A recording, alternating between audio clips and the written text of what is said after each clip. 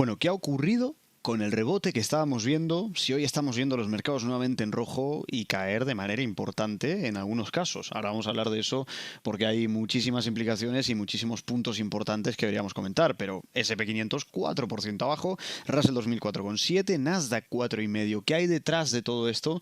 Bueno, pues bienvenidos a Gráficos del Inversor. Vamos a estar comentando todo esto y un poquito más, sobre todo en vista de todo lo que viene ocurriendo y qué factores podríamos llegar a considerar en el entorno actual de extrema volatilidad y de baja liquidez. Cuando uno combina extrema volatilidad y baja liquidez, se encuentran movimientos muy amplificados. Igualmente, ayer estuvimos viendo esos movimientos que se estuvieron viendo justamente en cuanto a negociación de hasta 30.000 millones de acciones en todas las bolsas de valores Estados Unidos. Es un nuevo récord. Pensemos que la media diaria más o menos se sitúa en unos 16.000 y pico, como estamos viendo justamente aquí. Démonos cuenta que se disparó y se disparó de forma completamente abrupta, por eso veíamos un volumen muy alto en negociaciones, un récord en este caso de negociación, justamente, fijémonos, 30 billions, 30.000 en este caso, millones de acciones negociadas en este caso. Pero ¿qué hay detrás de todo esto?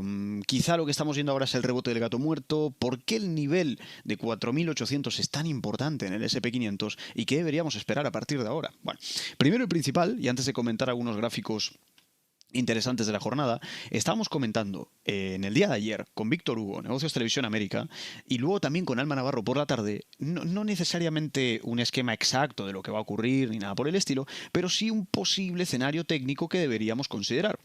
Y ese escenario técnico, más allá de tener digamos, similitudes a una especie de semáforo en términos análogos, nos podría hacer entender cómo puede llegar a funcionar a partir de ahora la narrativa de mercado. ¿Y a qué me refiero? Primero y principal, vamos a darnos cuenta de lo siguiente. Por un lado tenemos ese pánico arancelario que ha estado generando justamente pues, todas las políticas que hemos estado viendo hasta la fecha. Ahora entramos en un nuevo entorno, el cual es un entorno más bien de pausa a los aranceles, que se entienda, y de negociaciones. Claro, todo esto excepto con China, que ojo por ahí porque hay un componente muy volátil que sigue estando, que es ese. Y cuidado, ¿vale? Luego lo vamos a detallar un poquito más. Pero luego es posible que vayamos entrando poco a poco a lo largo de, digamos, las próximas semanas en general, a otro entorno de mercado, que honestamente puede, yo porque no es que lo quiera sesgar al alza, pero puede tener dos desenlaces como no puede ser de otra manera. Puede subir, tal cual lo estamos marcando ahora, si los catalizadores son positivos. Caso contrario, pues ya nos imaginamos lo que podría llegar a ocurrir. ¿Y a qué me refiero? A los acuerdos finales. Pero claro, cuando yo pongo acuerdos finales en pantalla, se puede llegar a sobreentender de forma más sesgada o menos sesgada de que serían acuerdos a priori que las bolsas podrían celebrar, porque se acabaría ¿qué? El pánico irracional o el pánico arancelario. Al acabarse el pánico arancelario y al entrar posteriormente en lo que parece que estamos ahora, que es un entorno de pausa de negociaciones, sobre todo tras el comunicado de Donald Trump, es posible, y digo solo es posible, por eso vamos a hablar por qué es tan importante el 4.800, pero es posible que entremos en una dinámica de lateralidad. Es decir, que el mercado empieza a hacer suelo derivado de, primero, a ver si pongo un poquito de zoom, derivado primeramente de ese gran salto, por cierto, el salto intradía más grande desde el año 2020, 2001 y 2008. Brutal. Más del 13%, una locura. Nvidia, grandes tecnológicas subiendo más de un 20%, una locura. Pero claro, es la reacción inicial ante esta pausa. Vale, perfecto. Suena coherente, suena lógica, ¿verdad? Vale, porque, digamos, llegar a negociaciones hasta el día 9, pues ya me dirás a qué negociaciones llegas en tan poco tiempo. O sea que, bueno, parece que responde a la lógica. Vale. Hoy parece que se retrae un poco. Ahora vamos a explicar todo esto desde la parte técnica y desde la parte de fondo de mercado. Ya os digo yo que desde la parte de fondo de mercado el mercado sigue teniendo en cuenta que pese a que haya habido una pausa, porque decimos pausa, ya ok, pero es que se han impuesto aranceles del 10% y a autos también. O sea, quiero decir, con un porcentaje mayor. O sea, ojo porque se han impuesto aranceles, ¿vale? O sea, eso es una cosa. Ahora que haya habido pues el contexto anterior, pues sí, se ha pausado. Pero bueno, ¿es un progreso? Sí, pero hay otras implicaciones también implícitamente. Eso por un lado, aranceles del 10 globales y ojo con China, porque no para de escalar a toda hora, a todo minuto. Entonces, ojo con todo esto porque puede retraer un poquito el mercado. Y luego, Desde la parte técnica, me permitiréis que saque un momentito este cuadro para explicaros simplemente un punto y seguimos con el esquema general. Desde la parte técnica, lo que al menos habría que considerar es lo siguiente, y es que hemos visto un salto brutal, que es el que estamos viendo en pantalla. De mínimo a máximo, hemos visto que mide, y esto se fue dando en el día de ayer, de mínimo a máximo un 13%. Una locura en 18 horas. Brutal, intradía. Vale. Eso por un lado, pero la corrección de ahora, que estábamos aseverando antes, ¿no? O caídas de más del 4%, claro, ok, perfecto.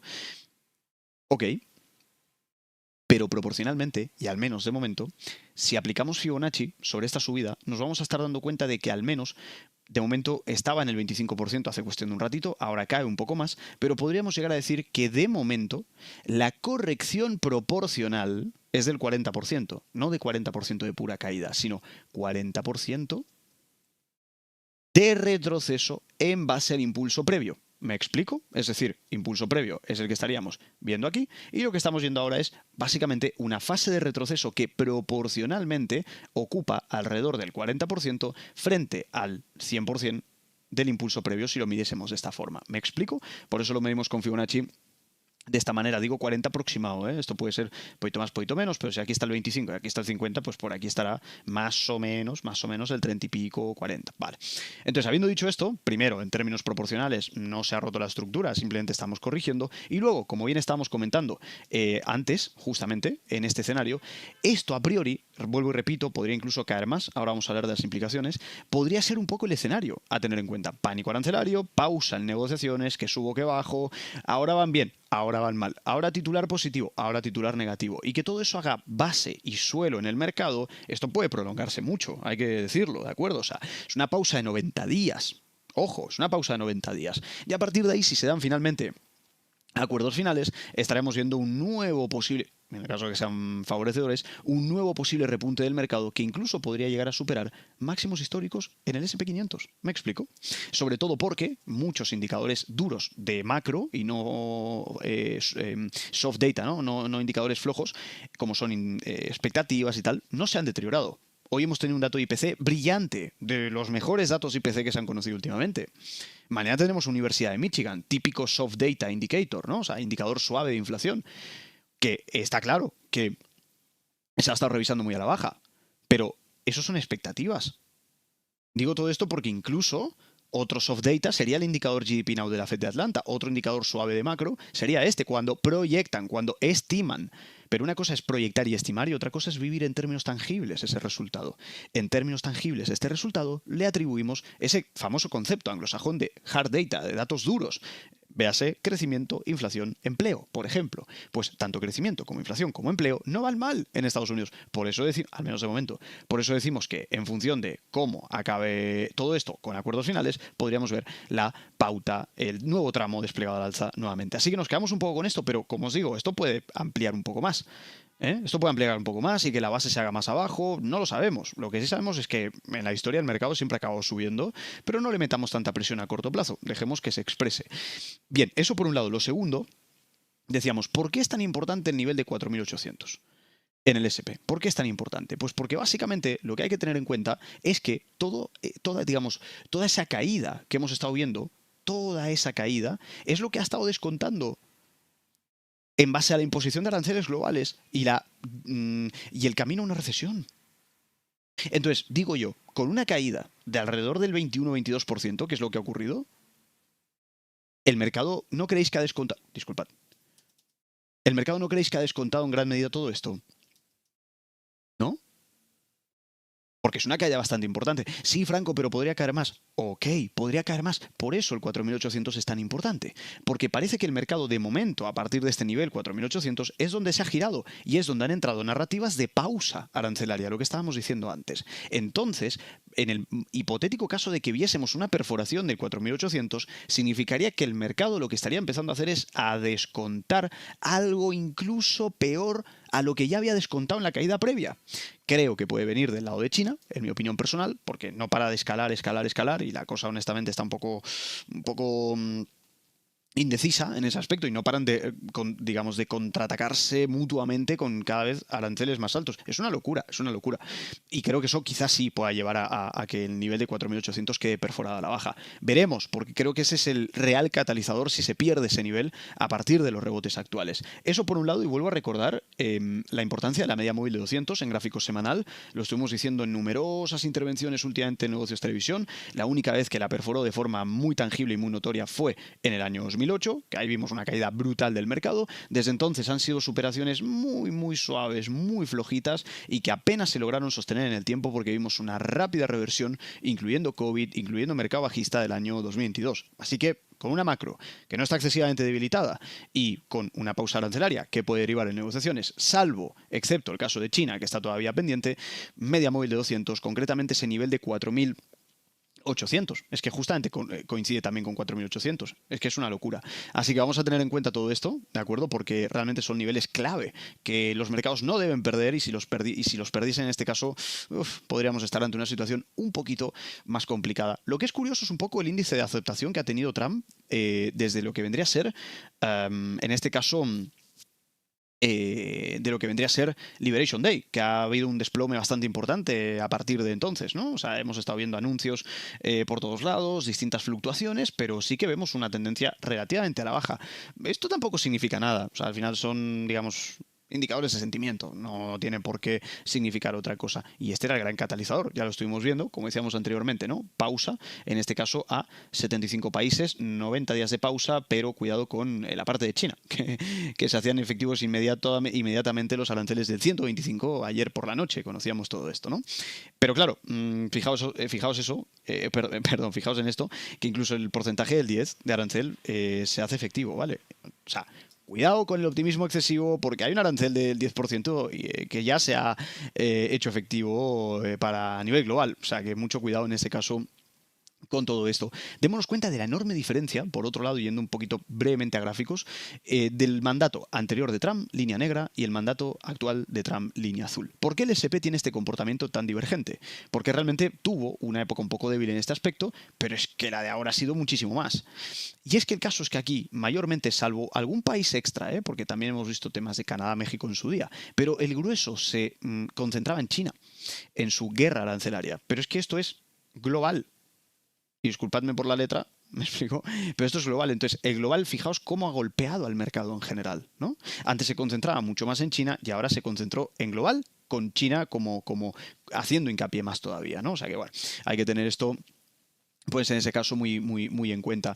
Y también hemos estado viendo esto, ¿no? Ahora todo puede llegar a depender de esto, sobre todo ante los enormes aranceles de Estados Unidos. China solo permite una caída muy leve del yuan.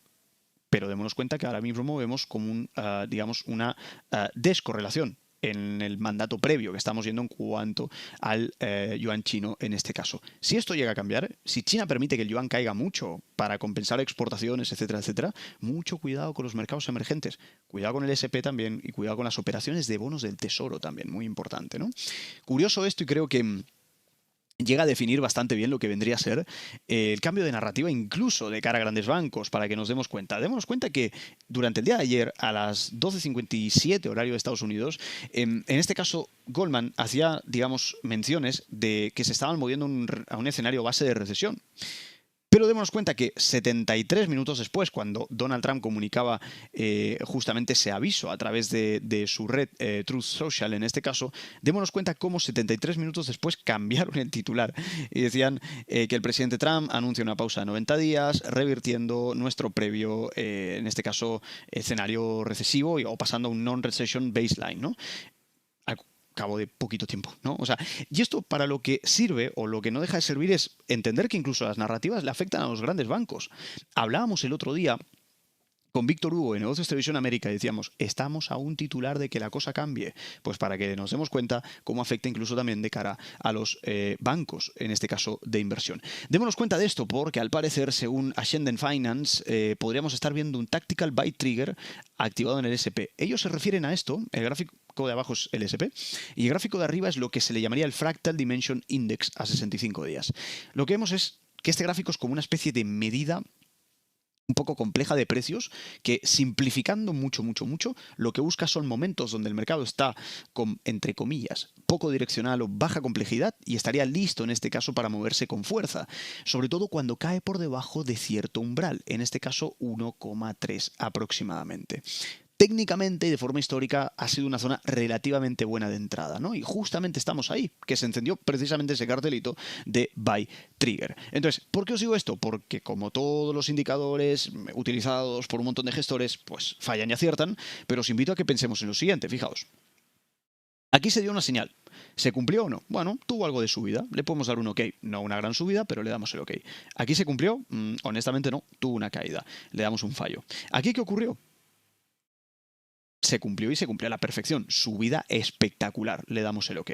En el medio también vimos una gran caída, que lo único que se reflejó en el mercado fue con más subidas. Le podemos dar el OK, porque no cayó, ¿vale? Aquí vimos... también una señal, mercado con caídas, y a partir de ahí el mercado subió, maravilloso. A partir de aquí, ¿qué vemos? Cositas similares por aquí, escenario un poco correctivo y sube. No sube mucho, pero bueno. Tras una gran corrección, estamos ahora en ese nivel. O sea que 1, 2, 3, 4, 5, 6, es donde estamos justamente ahora. Pues de momento, de 1, 2, 3, 4... 5, una ha fallado. O sea, bueno, creo que está interesante, pero bueno, simplemente es un análisis un poco simplista en ese aspecto. Por lo tanto, bueno, tengamos muy en cuenta todo esto, tengamos en cuenta que incluso las valoraciones han subido ligeramente con todo ese gran rebote del SP. Vamos a tener en cuenta todo esto porque en grandes caídas hemos visto Pérez ajustarse mucho y ahora mismo no estamos en esos niveles, ni en niveles del año 2022, ni mucho menos en niveles del año 2020. Hemos estado en 18 veces y ahora nos vamos a 20 veces. O sea, démonos cuenta lo rápido que en este caso ajusta valoraciones el SP en el entorno de su vida actual. Y luego, por último y muy breve, hablando del bono americano a 10 años, el rendimiento a 10 años, sí que es cierto que... Estábamos comentando en su momento que ese nivel clave que veíamos en el 10 años era ese 4.27, 4.28, sobre todo porque era el fin o la posible finalización de un tramo a la baja de tendencia bastante importante que veníamos viendo. Lo que vemos ahora es un nuevo alto, en este caso superior a lo que sería, el alto previo. Entonces, claro, cuando nos encontramos ante esto podemos hablar de una rotura estructural. Sí, pero lo más importante más allá de eso sería que no supere, ¿de acuerdo?, el nivel, porque se puede poner un poquito más complejo todo, de 4,5. Por el contrario, si lo que hiciese fuese perforar el nivel de 4,28, que es el nivel que rompió anteriormente, sería algo positivo para el 10 años porque volvería a entrar a un entorno de una dinámica bajista.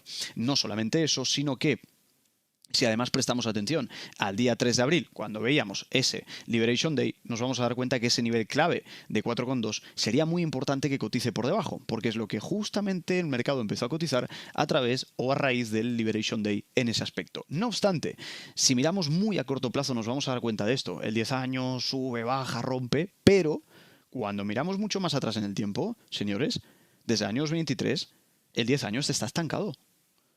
Estamos entre cotas del 5, que evidentemente son muy alarmantes, y cotas del 3,7. Y lo que hacemos ahora es estar en el medio.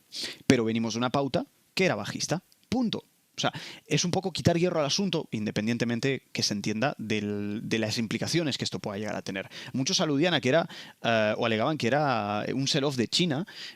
Luego, según me estoy informando, no pude encontrar mucha información al respecto. Lo que estuve viendo es que mayormente eran operaciones apalancadas, que se estaban desapalancando, eran margin calls, era un contexto de volatilidad en el carry trade, que lo que genera es un rendimiento en subida, o mejor dicho, una subida en los rendimientos, porque se tienen que cerrar operaciones, etcétera, etcétera, y que cuando la volatilidad cese, probablemente podría tomar su curso normal en este aspecto. En fin, veremos cómo continúa, porque evidentemente al rendimiento a 10 años le afectan un montón de cosas, pero en última instancia recordemos que lo que nos quiere decir el 10 años siempre es un descuento de crecimiento e inflación futuro. Soy Franco Machiavelli, como siempre, muchísimas gracias y nos vemos en el próximo vídeo.